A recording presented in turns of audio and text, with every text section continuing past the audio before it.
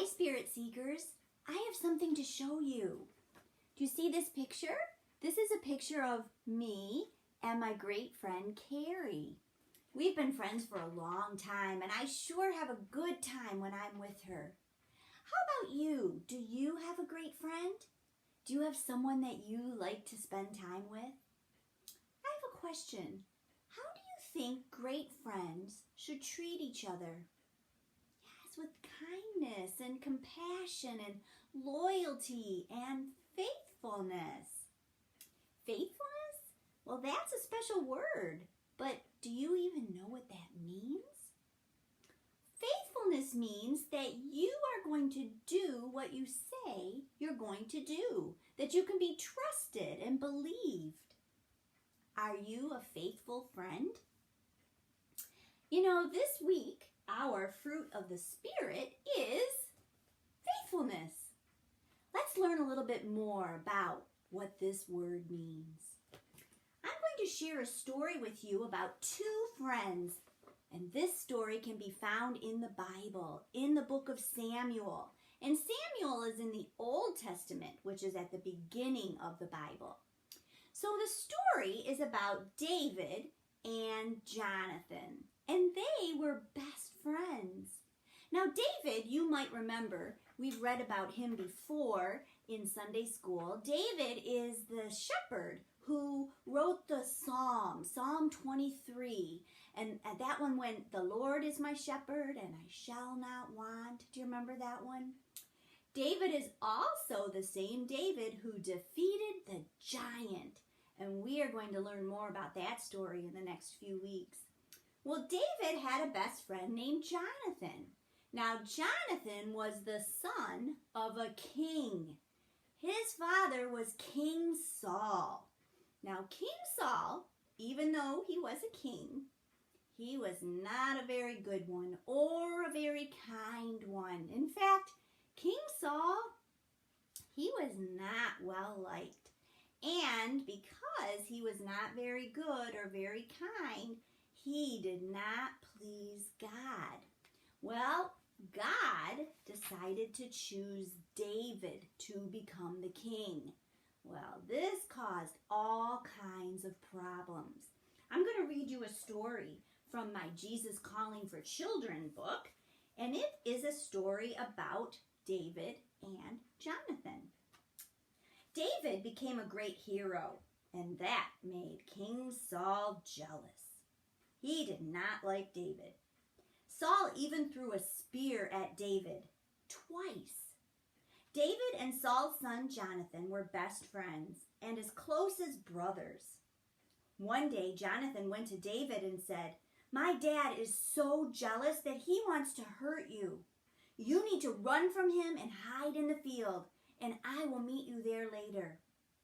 Jonathan begged his father, King Saul, to not hurt David, but Saul threw a spear at him too. Jonathan went to the field and found his friend. "My dad will not change his mind," Jonathan said. "You are going to have to go far away where you can be safe." David hugged Jonathan, and he was sad. "Don't forget," Jonathan said, "we've promised God that we will be friends forever. Now go, hurry, before my dad comes after you." Ooh. You know, David and Jonathan show us what true friends are. They are faithful to each other. They give up things for each other, even if the circumstance is difficult. You know, being a faithful friend means that you are willing to give up and you are willing to do things for your friends, even in hard times. Let's think about God. Is God a faithful friend? Well, of course he is.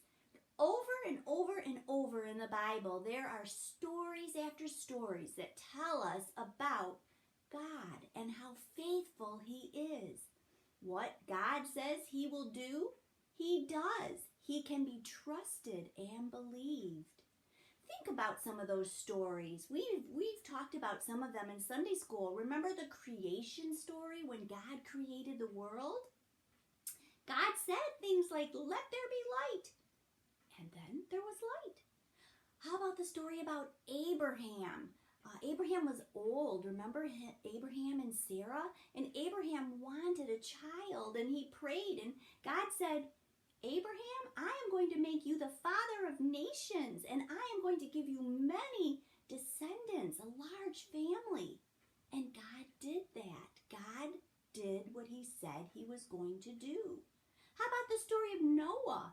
God did what he said he was going to do with Noah too. He told Noah that he would keep him safe and his family. He told Noah that there would be a rainbow in the sky. God kept his promise. God was faithful. He was faithful. You know, I think it's really important that we are faithful too.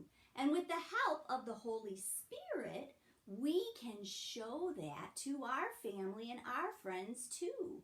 That we are people that can keep promises and can do what we say we're going to do. We can be trusted and believed.